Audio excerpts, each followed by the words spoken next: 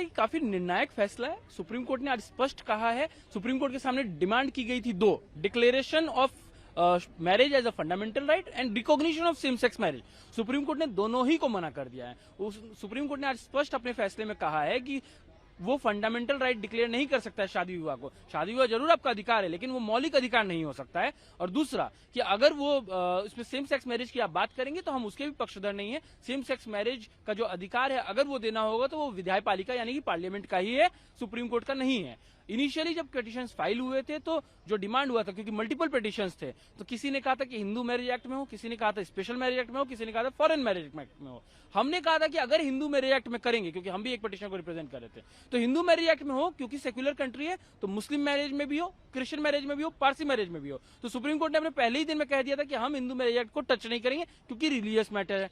तो बचा बहुत स्पेसिफिक स्पेशल मैरिज एक्ट। आज सुप्रीम कोर्ट ने, तो हमने दूसरा कहा था कि स्पेशल मैरिज एक्ट में होना चाहिए कि नहीं होना चाहिए, या उसका किस तरीके से इंटरप्रिटेशन होना चाहिए, यह कार्य भी विधायपालिका का है। क्योंकि पार्लियामेंट, सुप्रीम कोर्ट का काम है सिर्फ इंटरप्रेट करना, क्या कोई लॉ सही है या नहीं, क्या कोई लॉ अगर गलत है तो उसको हटा सकते हैं, लेकिन नया लॉ बनाने का अधिकार हमारे संविधान ने सुप्रीम कोर्ट को नहीं दिया है। और सुप्रीम कोर्ट ने आज स्पष्ट तौर पे यही कहा कि ना तो section 4 of special marriage act को अमेंड कर सकते हैं, ना उसको मिसरेट कर सकते हैं, ना ही उसको डिलीट कर सकते हैं। हाँ, अगर उसको अनकॉन्स्टिट्यूशनल डिक्लेयर कर दिया तो देश में कियोस की स्थिति क्रिएट हो जाएगी, क्योंकि अगर स्पेशल मैरिज एक्ट नहीं रहा तो दो इंटर रिलीजियस पीपल शादी नहीं कर पाएंगे विदाउट कन्वर्जन।